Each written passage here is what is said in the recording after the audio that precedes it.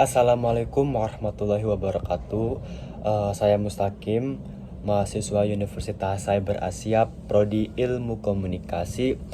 Pada video presentasi kali ini saya akan mempresentasikan video presentasi guna memenuhi persyaratan ujian akhir semester dari mata kuliah Teori Digital Komunikasi dari dosen pengempu yaitu Bapak Profesor Dr. Muhammad Khairul MSI dan Ibu Rosana SSMIKOM AMIPR. Yang pertama saya akan menjelaskan yaitu jelaskan asumsi dasar dari teori. Yang pertama yaitu manajemen krisis isu citra dan reputasi. Manajemen krisis isu citra dan reputasi merupakan topik yang saling terkait dan penting dalam dunia bisnis, organisasi, pemerintahan, dan masyarakat. Berikut adalah penjelasan tentang masing-masing konsep. Yang pertama yaitu teori manajemen krisis. Teori manajemen krisis adalah seperangkat prinsip dan strategi yang digunakan oleh organisasi untuk mengidentifikasi, mencegah, merespon, dan mengatasi krisis yang mungkin terjadi. Krisis dapat merujuk pada status darurat, bencana, atau kejadian tak terduga lainnya yang dapat mengancam keberlangsungan dan reputasi organisasi. Tujuan dari manajemen krisis adalah untuk mengurangi dampak negatif krisis, memulihkan operasi normal, dan mempertahankan kepercayaan pemangku kepentingan. Lalu yang kedua yaitu isu. Isu merujuk pada topik atau masalah tertentu yang menjadi perhatian publik atau pemangku kepentingan organisasi.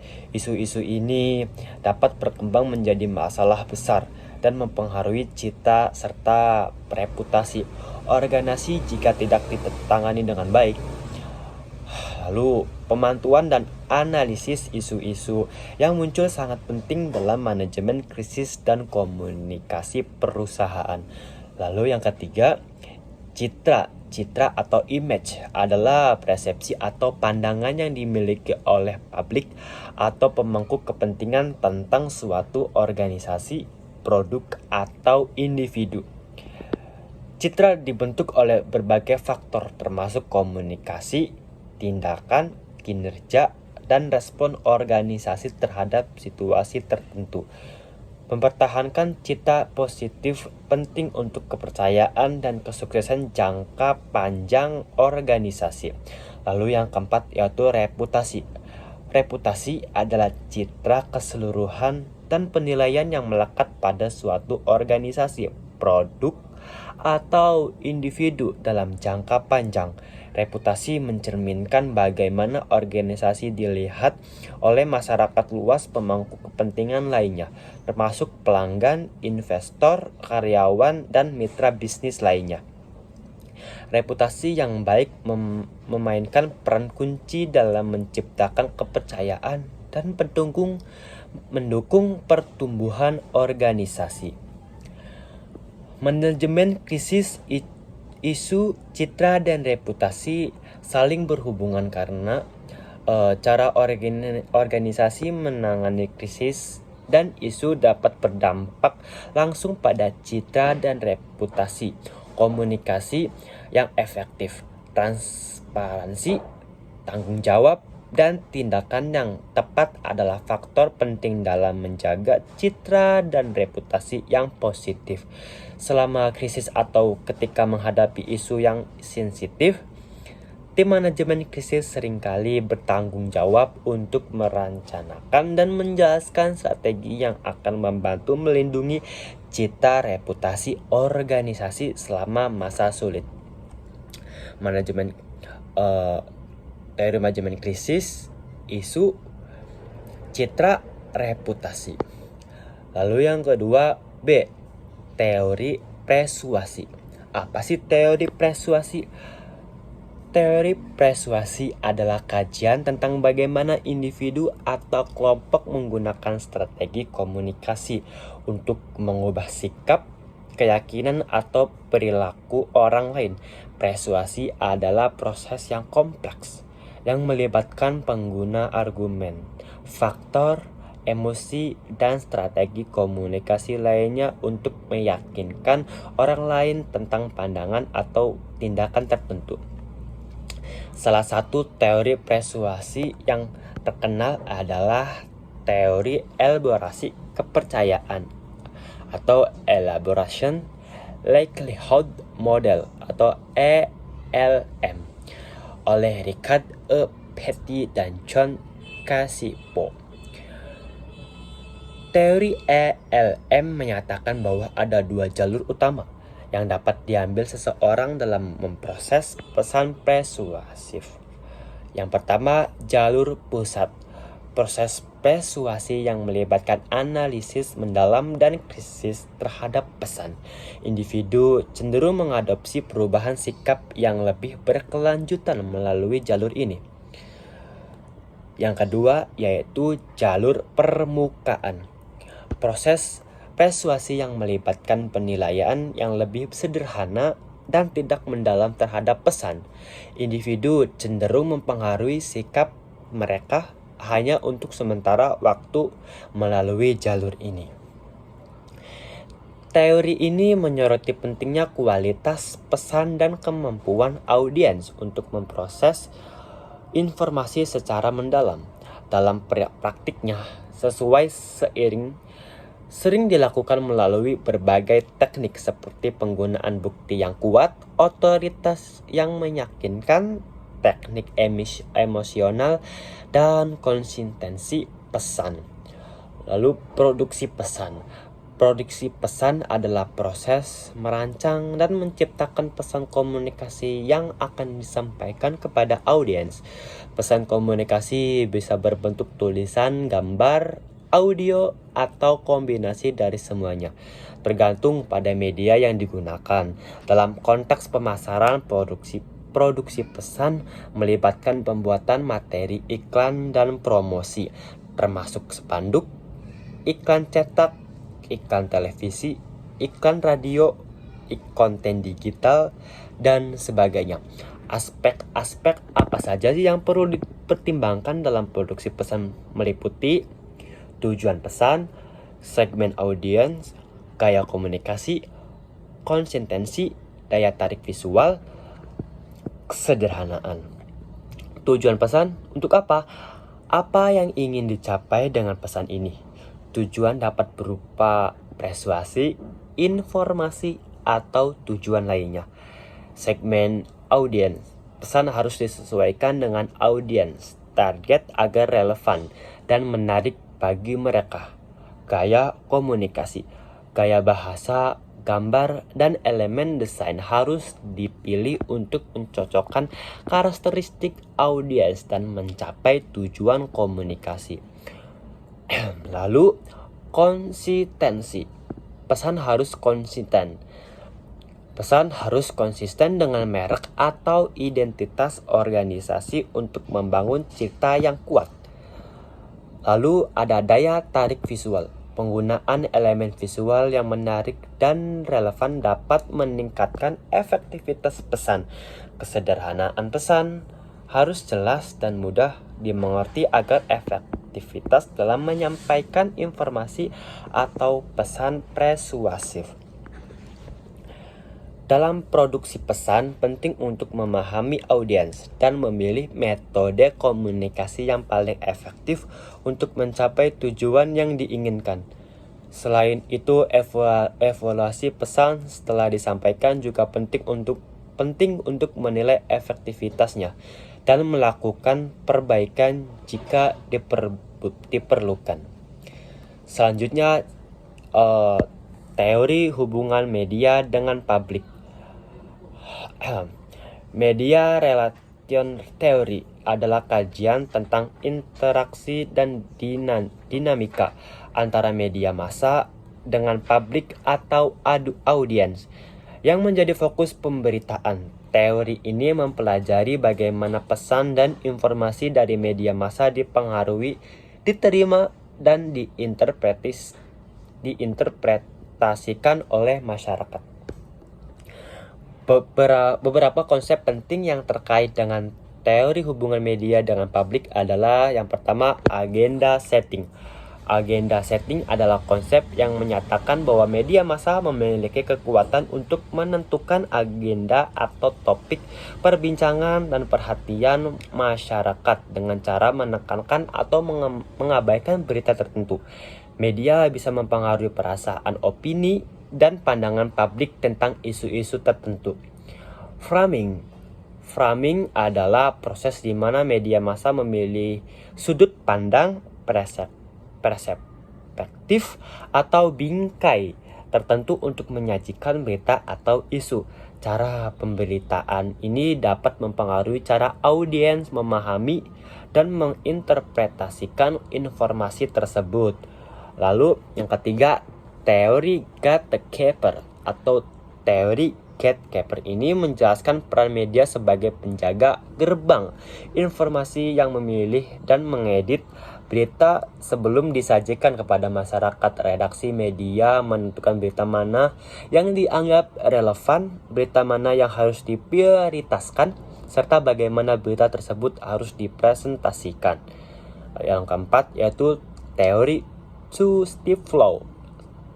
Teori ini menyatakan bahwa pesan media massa tidak selalu diterima langsung oleh masyarakat. Sebaiknya pesan media pertama kali diresapi oleh tokoh atau pemimpin opini dalam masyarakat yang kemudian menyampaikan pesan tersebut kepada orang lain. Proses ini menciptakan jalur komunikasi dua arah yang melibatkan pengaruh yang kuat dari pemimpin opini di dalam masyarakat. Yang kelima yaitu efek ketakutan atau fear applis. Teori ini berfokus pada penggunaan pesan yang menimbulkan ketakutan sebagai strategi komunikasi. Pesan-pesan semacam ini seringkali digunakan dalam konteks kampanye, kesehatan, atau keamanan untuk mengubah perilaku masyarakat dengan cara mempengaruhi emosi mereka melalui rasa takut. Teori hubungan media dengan publik menjadi relevan karena peran penting media massa dalam membentuk opini, nilai-nilai, dan sikap masyarakat terhadap berbagai isu sosial, politik, dan ekonomi. Pemahaman teori ini membantu para praktisi komunikasi, pemasaran, public relations, dan merencanakan dan melaksanakan strategi yang efektif untuk mencapai tujuan komunikasi dan mempengaruhi sikap audiens secara positif. Lalu selanjutnya yaitu teori media determinisme. Media determinisme teori adalah pandangan tentang pengaruh kuat yang dimiliki media massa dalam menentukan perkembangan dan perubahan masyarakat. Teori ini menyatakan bahwa media massa memiliki peran dominan dan membentuk cara berpikir, perilaku, dan nilai-nilai masyarakat, dan membawa manusia cenderung pasif menerima pesan yang disampaikan oleh media tanpa kritis. Memikirkan dalam teori media determinisme berakar pada asumsi bahwa teknologi media massa memiliki kekuatan untuk menentukan atau mendeterminasi pola-pola perilaku dan perkembangan sosial. Dalam pandangan ini, media massa seperti televisi, radio, surat kabar, dan internet dianggap sebagai pihak yang mengendalikan bagaimana masyarakat berinteraksi dan mempersepsikan dunia di sekitar mereka. Lalu, apa saja sih beberapa aspek penting dalam teori media determinisme? Teori media determinisme antara lain yaitu pesan sentral media. Pesan sentral media yaitu teori ini menempatkan media massa sebagai pihak yang paling berpengaruh dalam menyampaikan pesan dan informasi kepada masyarakat. Media dianggap memiliki kontrol dan kemampuan untuk membentuk opini dan pandangan masyarakat. Lalu yang kedua, efek satu arah.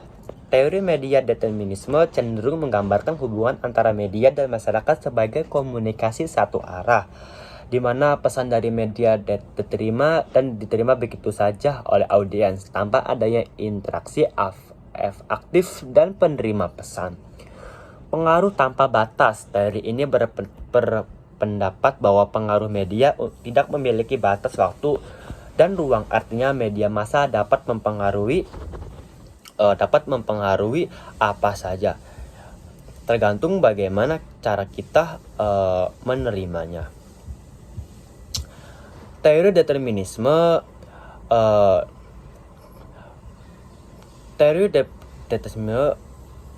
ini berpendapat bahwa pengaruh media tidak memiliki batas waktu dan ruang. Artinya media massa dapat mempengaruhi masyarakat di berbagai lokasi dan sepanjang waktu, sehingga mempengaruhi cara berpikir dan bertindak secara luas. Meskipun teori media determinisme memiliki pengaruh dalam sejarah pemikiran media, pandangan ini telah banyak dikritik dan diperdebatkan oleh para akademisi dan profesional media. Beberapa kritik meliputi ketidakberpihakan pada peran aktif masyarakat yang memahami dan menafsirkan pesan media, serta ketidakberpihakan pada peran media massa sebagai bagian dari konteks sosial yang lebih luas. Seiring perkembangannya teknologi dan teori komunikasi, pandangan yang lebih kompleks tentang hubungan antara media massa dan masyarakat telah muncul, termasuk pandangan yang menekankan pada interaksi dua arah, peran aktif masyarakat dalam menyaring informasi, dan dampak konteks sosial pada penggunaan media. Yang keempat yaitu berikan analisis contoh kasus sebuah penelitian fenomenal. Kami mengambil salah satu contoh, yaitu penelitian diambil dari kasus motor listrik dengan penggunaan teori determinisme. Dalam buku The Katerinberg Galaxy, The Making of Typographic Man, Marshall MC Luhan menyatakan bahwa ide pokok teori ini adalah perubahan yang terjadi pada cara berkomunikasi akan membentuk keberadaan manusia. Oleh MC Luhan merumuskan ketiga kerangka pemikiran mengenai teori ini, yaitu penemuan baru dalam teknologi komunikasi yang menyebabkan terjadinya perubahan budaya. Media di sini menggunakan kata di Indonesia. Sepeda motor dengan penggerakan listrik belum jadi hal yang lumrah. Maklum penjualan juga belum banyak, yang regulasi belum mengakomodir. Zero Motorcycle asal Amerika Serikat sempat hadir dengan motor listrik berdimensi besar, meski tidak lama karena harganya luar biasa mahal. Tapi sejak 2019, saat pemerintah mengumumkan peraturan soal pajak berbasis emisi, pabrikan motor mulai tertarik untuk menjajakannya.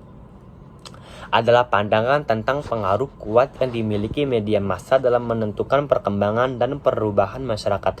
Teori ini menyatakan bahwa media massa memiliki peran dominan dalam membentuk cara berpikir, perilaku, nilai-nilai masyarakat, dan bahwa manusia cenderung pasif menerima pesan yang disampaikan oleh media tanpa kritis.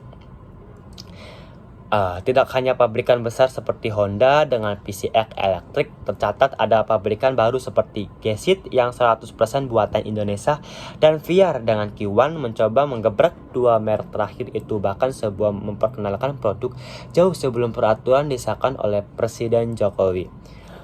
Namun, karena sepeda motor listrik adalah hal baru, masih banyak ragu untuk menggunakan. Paling sering terlihat VR Q1 ataupun masih digunakan untuk sepeda moda transportasi di lingkungan setempat seperti kompleks perumahan. Padahal seperti yang pernah kami coba, Q1 mumpuni untuk dikendari sehari-hari, paling tidak pergi dan pulang kantor dengan jarak tempuh 6 km. Teori ini menyatakan bahwa media massa memiliki peran dominan dan membentuk cara berpikir, perilaku, dan nilai-nilai masyarakat. Cenderung pasif menerima pesan yang disampaikan oleh media kritis.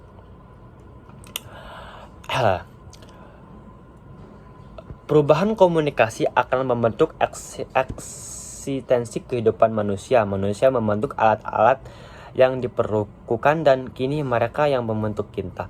Bisa disimpulkan bahwa determinisme teknologi memang menekankan aspek perubahan manusia sebelum dan sesudah perkembangan teknologi. Dengan demikian, memang tidak bisa disangkal bahwasanya teknologi memang berpengaruh cara berpikir, bertindak, dan melakukan. Lalu selanjutnya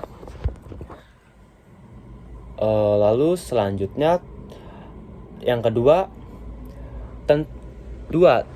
berikut adalah penjelasan detail mengenai teori komunikasi dan kajian media khalayak beserta contoh-contohnya, serta sebuah contoh tentang teori komunikasi dalam tradisi kritis.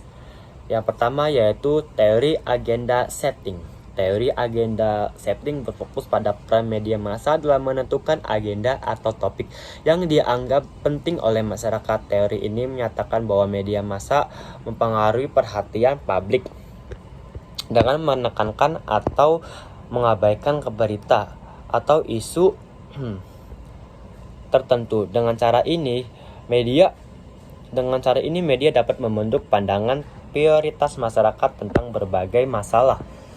Contohnya yaitu pada pemilihan umum, media massa seringkali memberitakan dan memberikan porsi berita yang besar tentang kandidat tertentu atau isu-isu tertentu yang dianggap penting. Sebagai akibatnya, kandidat atau isu tersebut mungkin mendapatkan lebih banyak perhatian dari masyarakat dan menjadi topik utama dalam diskusi sehari-hari. Yang kedua yaitu teori kultivasi atau cultivation theory. Teori ini menekankan peran media dalam membentuk persepsi, keyakinan, dan sikap masyarakat terhadap realitas sosial. Teori ini berpendapat bahwa konsumsi jangka panjang media massa, terutama program-program hiburan yang sering ditonton, dapat menghasilkan pandangan yang seragam dan terkultivasi pada masyarakat. Contohnya yaitu jika seorang individu secara terus-menerus menonton acara televisi yang menampilkan kekerasan, dia mungkin akan memiliki pandangan yang lebih pesimistis tentang tingkat kekerasan dalam masyarakat. Hal ini dapat menyebabkan individu tersebut merasa bahwa kekerasan adalah masalah yang lebih serius daripada yang sebenarnya. Lalu ketiga, teori use and gratification.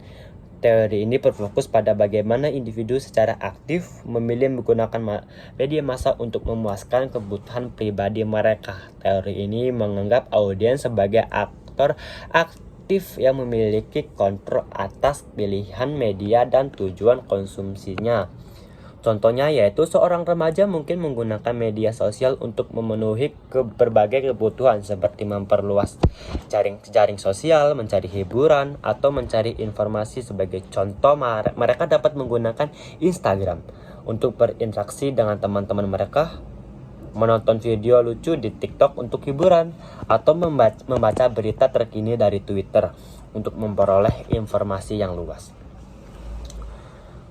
Teori komunikasi dalam tradisi teori komunikasi dan dalam tradisi kritis menekankan pada aspek kekuasaan, dominasi, dan mempengaruhi yang terjadi dalam komunikasi. Teori ini mengkaji bagaimana struktur sosial, politik, dan ekonomi mempengaruhi produksi, distribusi, dan penerimaan pesan media, serta bagaimana pesan tersebut menciptakan atau memperkuat ketidaksetaraan dan dominasi. Contoh dalam konteks teori kritis, seorang peneliti mungkin mempelajari bagaimana media menggambarkan suatu kelompok minoritas dengan cara yang merendahkan atau menciptakan stereotip negatif. Peneliti juga akan mengkaji bagaimana kepentingan ekonomi atau politik tertentu mempengaruhi pemilihan berita dan pemberitaan yang dilakukan oleh media. Teori ini mendorong untuk lebih kritis terhadap konten media yang dikonsumsi, mempertanyakan siapa yang mengendalikan media dan bagaimana kepentingan tertentu dapat mempengaruhi informasi yang disampaikan kepada masyarakat.